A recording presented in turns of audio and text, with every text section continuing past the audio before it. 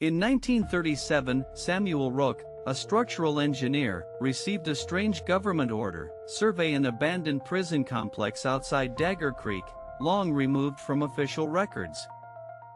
Locals refused to speak of it. Maps didn't show it.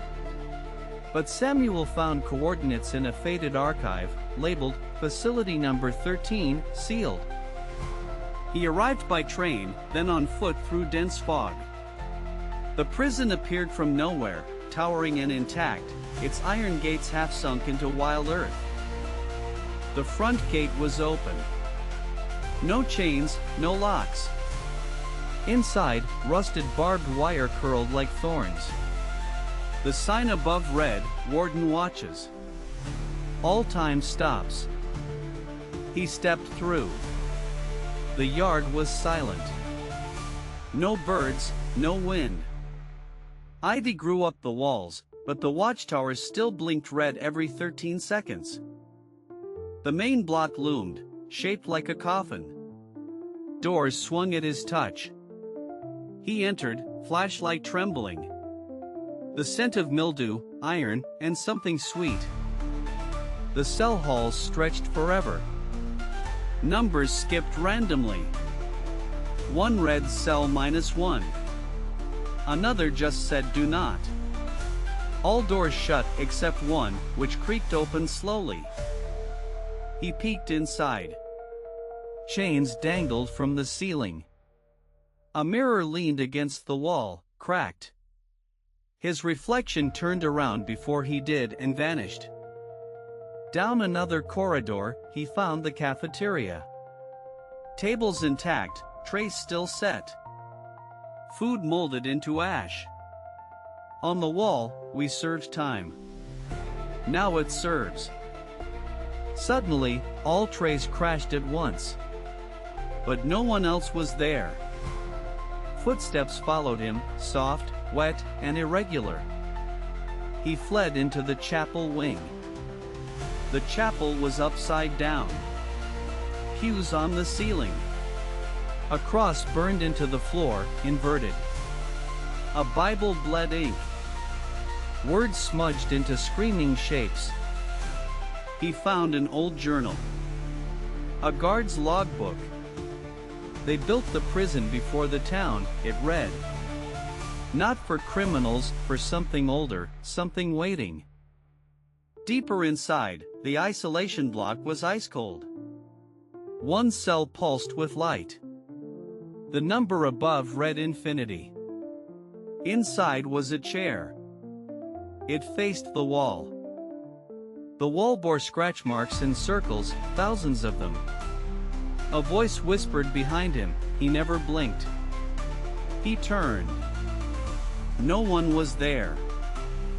He tried to leave, but the doors no longer matched. Each one opened to stairs, or walls, or nothing. Time melted. His watch ticked backwards. He screamed into the hallway. His voice echoed back, differently. Not words, just wet breathing. He stopped speaking after that. The walls listened. On the 5th day, was it the 5th, he found the warden's office. Papers littered the desk. Names crossed out. Each with a blood fingerprint. The final page read, "He's awake now. Don't say your name." He listens for it. Beneath, Samuel saw his name already written. He didn't remember writing it. He tried burning the page. The fire hissed out instantly. Ink spread across the walls. "You belong," it read. "The sentence has begun." In the showers, rust dripped like veins. He saw shadows moving through steam. Chains clanged from behind walls. Someone whispered, "Repentance only feeds him." A cell door opened for him. Inside, a cot, a book, and his face carved into the wall, smiling. The eyes bled salt. At night, the lights flickered in patterns. Morse code, he realized. It spelled run again and again until it suddenly changed to stay. He tried climbing a wall to escape. His rope unraveled mid-ascent into hair. It slithered. He fell. The ground laughed. He broke nothing. The floor softened.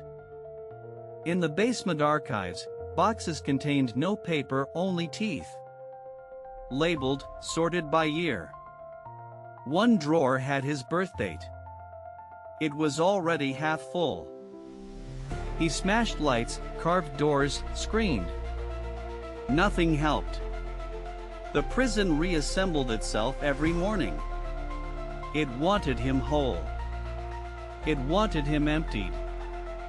He opened a trapdoor under the floor. A spiral stair led down into blackness. The deeper he went, the older the stone. Voices grew. He reached a chamber of statues. All faceless. All pointing toward a well. Something breathed from below. Chains moved. A deep voice whispered, "Warden." Samuel stepped back. The statues had moved. One now stood beside him. Its head turned, slowly. A crack appeared where the mouth should be. He ran. Back through tunnels, corridors, voids. But the way out wasn't there. The front gate now faced inward. The world turned inside out. He found a mirror again. It showed the prison, but without him in it. Instead, another figure stood. Its face blurred. It wore his clothes. The warden never left, the journal had said. Because he changes. Becomes someone new. Each sentence ends with rebirth. And Samuel was becoming. He began writing his own journal. Names appeared on its pages. He didn't know them. Yet they felt familiar. Visitors? No. Inmates. The last page wrote itself. Warden Black. He realized it meant him. He looked at his hands, aged, burnt with numbers. The uniform fit now. He laughed, because crying no longer made sound here. Only echoes. Only doors. Only keys without locks. The gate still opens every few years. And someone always comes looking for what should remain buried.